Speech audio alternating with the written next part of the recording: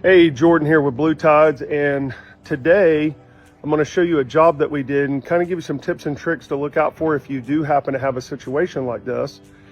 This gentleman here has got a big pool enclosure, as you can see over his pool, and it comes in here and attaches to the home coming up underneath his porch area. And he had a couple different problems. The first call out that he gave us was right in here, his soffit and fascias were completely falling down.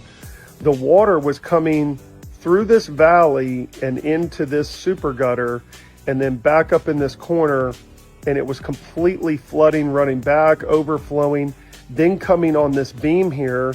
This is a main support beam to the house, and it was literally rotted out. The boards were falling down. Same thing, same problem in this corner here. It was coming underneath here. All the leaves were trapping in here, the water was in here, etc. So what you can kind of see is we put flashing in here to completely block that off now. We cleaned it out, we did gutter guards, and then on this screen panel, and on these three screen panels, if you see these little squares, you can't quite tell, but those are doors. So we literally, originally this was a big panel. We took the panel out, put in a support member here, created these little doors, and we've got little latches on them.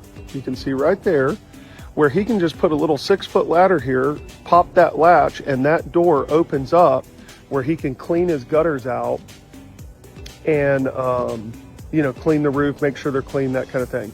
And then on either side, we put those flashing, completely flash from the fascia down the roof, cut the roof line, slid it up under there where the water and leaves cannot even get up there anymore.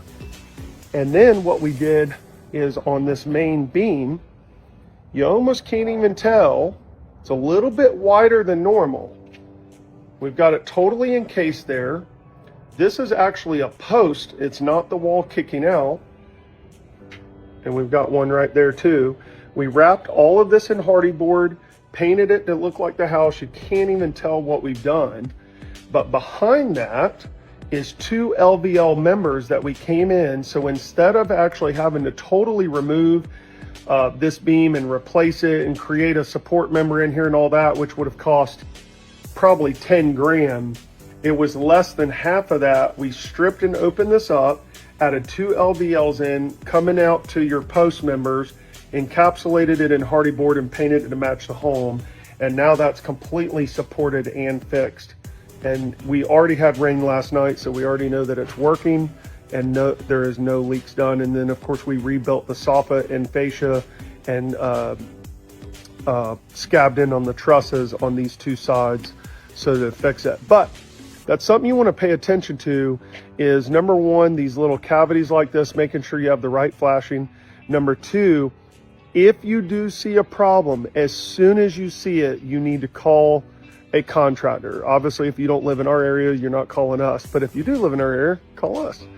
But as soon as you see the problem, you want to address it. And the reason I say that, this guy could have had about a $2,000 fix to do this flashing, fix your fascia and soffit, and he would have been done. But because he let it go too long, we then had to add all the scabbing in. We had to totally redo these LVLs, and the job ended up costing over $10,000 by the time we were said and done to fix all the problems that this caused. And so that's what you want to avoid, is when you see a problem, fix it quickly so it doesn't become a bigger problem. Hope that helps you in your exterior living journey, and we'll see you on the next one.